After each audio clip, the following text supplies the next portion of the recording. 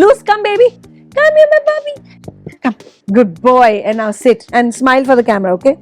Say hi. Do namaste. Do namaste. Do namaste. Do namaste quickly. Now you're doing JJ. Now you do it to the camera. Do it to the camera. Do it to her, not to me. My dogs, all of them look at me when I'm feeding them and they look at me and they say, you feed me, you take care of me, you pick up my poop, you must be God. While my cat looks at me and says, you feed me, you pick up my poop, I must be God. So that's the difference. And we end it at that.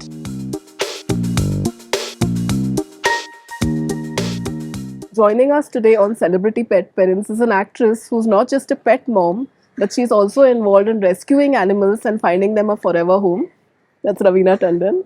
Thank you. Firstly, congratulations on your wonderful work Thank you. that Thank you've been doing for animals. Thank you. So let's start with your love for animals. How did that begin? Well, I think that was there from childhood. And even when I was 3 or 4 years old, I would be picking up stray kittens and puppies and bringing them home. And I think that kind of just carried on. And I'm very happy to say that my parents were also animal people, and I think that compassion streak carried on, and that's also there in all my children. So I'm very proud of that. I have 5 at the farm. Huh. I've got 6 pets Wow. in my Mumbai house right now. One is a cat. Huh. So 5 dogs and 1 cat. 2 are rescued, 1 is adopted because she was not finding a home. She was abandoned. And 3 are who've been gifted to us. How do you like spending time with them whenever you have some I think time? they're the I'm best sure. stress busters. I mean, I look forward to coming home to them. You know, born to take care of people and things. So I love doing that. And my husband says, how do you manage it? Because, you know, you constant responsibility you have. And I completely just love it. They are like little babies in their own way. You have to Totally, completely totally. devote time to them. Especially when some of them don't get along. Now, my Alaska and my cat, the Puma, the cat, they just don't get along. Because they both, you know, looking for a spot on my bed, and then both are snarling at each other. There's big, intense jealousy fights going on at the moment. Yeah, and anything that they taught you actually, like, you know, having animals at home, anything that I think you it's learned. the best thing you can do, even for your kids, is to get a pet home, because kids at a very early age, learn the cycle of life and death, B, learn responsibility, learn to take care, learn to nurture, they learn kindness, compassion.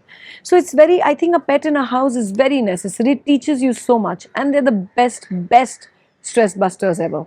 And if you'd like to share about, you know, your rescue with the... Well, I've rescued things like a baby bat, 2 owls, and somehow, you know, this became like a Dr. Doolittle's house, because every animal would turn up somewhere, somehow in this house, because I think we have trees as well.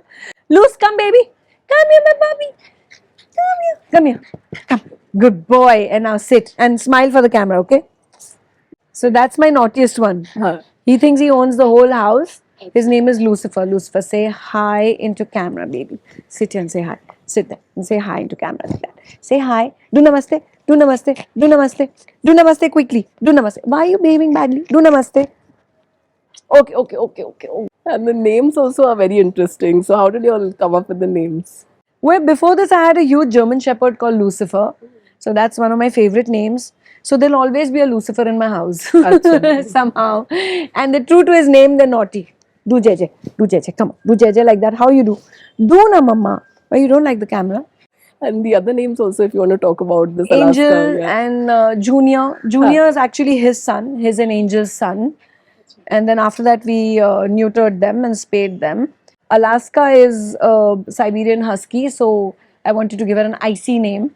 So she's Alaska. Puma is the Pantherus breed, which is panthers. Yeah. So she's my cat. So she's Puma. All the names the children have given, Achha. honestly. They choose these names. And Huh. there are actually fights that happen, who will name. So it's either Rasha's turn or Ranbir's turn, then Rasha's turn, then Ranbir's turn. Yeah, and since you are so closely involved with rescuing animals, any advice you would give people who want to volunteer, who want to help?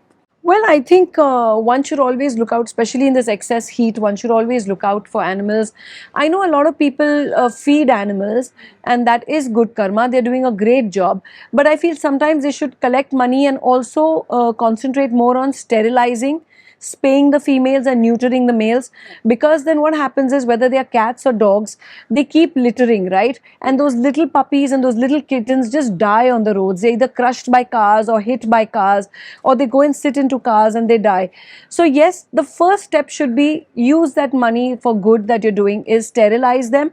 After that, continue feeding them. But sterilizing dogs is and cats is the number one priority for me, because I hate to see puppies lying dead on the road, and kittens lying dead. It is so sad. It's heartbreaking. And we try to find them homes, the ones who are already born. I've rescued a baby bat, given it to PETA. I've rescued owls. I've rescued rabbits. I've rescued, what else has come into my house? A monkey has come and sat on one of our trees, and he obviously was tied somewhere because he had a rope. So though everyone knows that keeping pets, monkeys for livelihood is banned now in India, so you don't have these madaris anymore, but definitely he was one of those who ran away. And normally monkeys don't run away from their owners. Obviously, if you're ill-treated, they run away. So we actually rehabilitated him in Sanjay Gandhi National Park. So we've done this a lot with a lot of birds, pigeons, crows, a variety of birds that have come into our home. Owls is something which is very surprising. In fact, when I was living in Lokhandwala for 2 years, I was there in my flat because our house was getting renovated.